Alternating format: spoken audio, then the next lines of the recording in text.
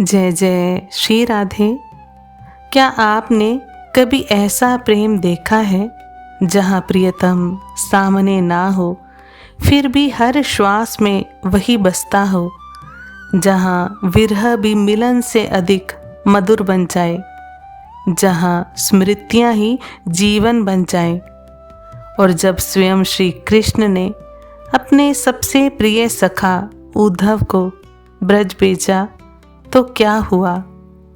क्या गोपियों ने श्री कृष्ण का संदेश स्वीकार किया या प्रेम ने ज्ञान को भी झुका दिया? आज हम सुनेंगे उद्धव और ब्रज गोपियों का अद्भुत प्रेम संवाद।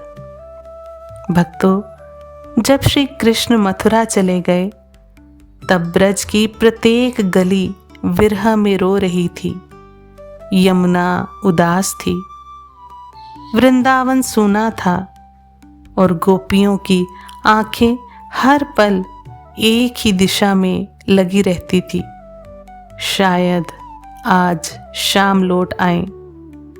तभी एक दिन मथुरा से एक रथ ब्रज की ओर आता दिखाई दिया। सब दौड़ पड़ी, शाम आए हैं। लेकिन रथ से उतरे श्री कृष्ण नहीं, उनके सखा उद्धव जी।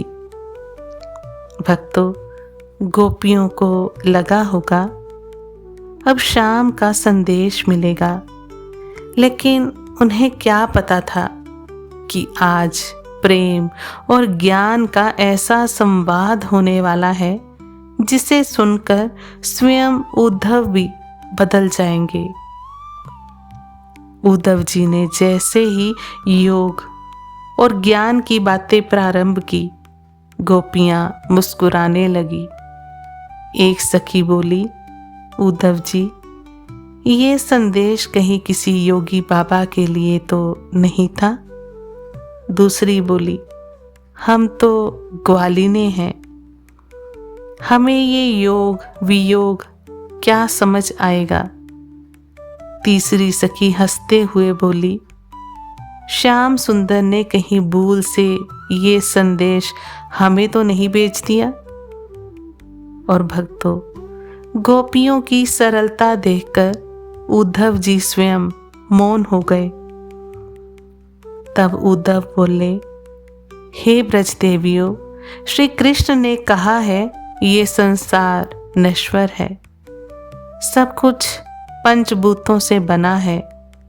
मन को एकाग्र करके निराकार ब्रह्म का ध्यान करो।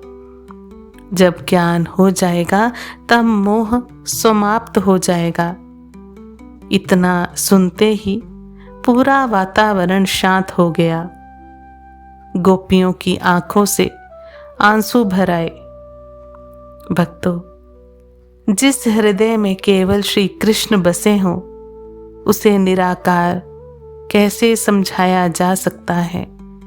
जो हर वृक्ष में कान्हा को देखता है, जो हर बांसुरी की धुन में श्याम को सुनता हो, उसे योग सिखाना कितना कठिन होगा।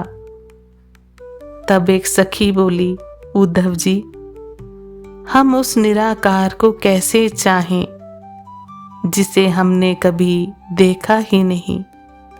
हमारे श्याम तो बांसुरी बजाते थे, हंसते थे, गायों को पुकारते थे।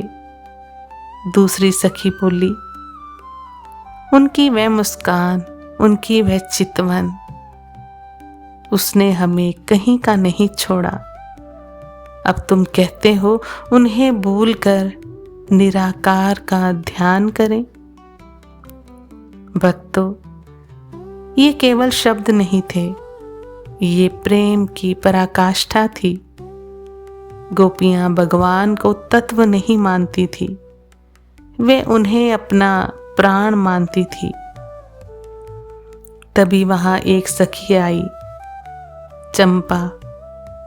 उसने उद्धव जी को प्रणाम किया और बड़ी विनम्रता से बोली, महाराज, श्याम सुंदर ने जो संदेश भेजा है उसमें एक गुप्त भाव भी छिपा है। सब सखियां उसकी ओर देखने लगी। चंपा बोली, श्याम सुंदर कहना चाहते हैं सखियों, मैं तुमसे दूर होकर भी दूर नहीं हूं। जैसे परमात्मा सर्वत्र है, वैसे ही मेरा मन हर पल तुम्हारे पास है। मैंने ब्रज छोड़ा ही नहीं। इतना सुनते ही सभी सखियां फूट फूट कर रोने लगी। उन्हें लगा श्याम स्वयं उनके सामने खड़े हैं। भक्तों, आज उद्धव समझ चुके थे कि ब्रज का प्रेम साधारण प्रेम नहीं है। ये वह प्रेम है जहां भगवान भी बंध जाते हैं।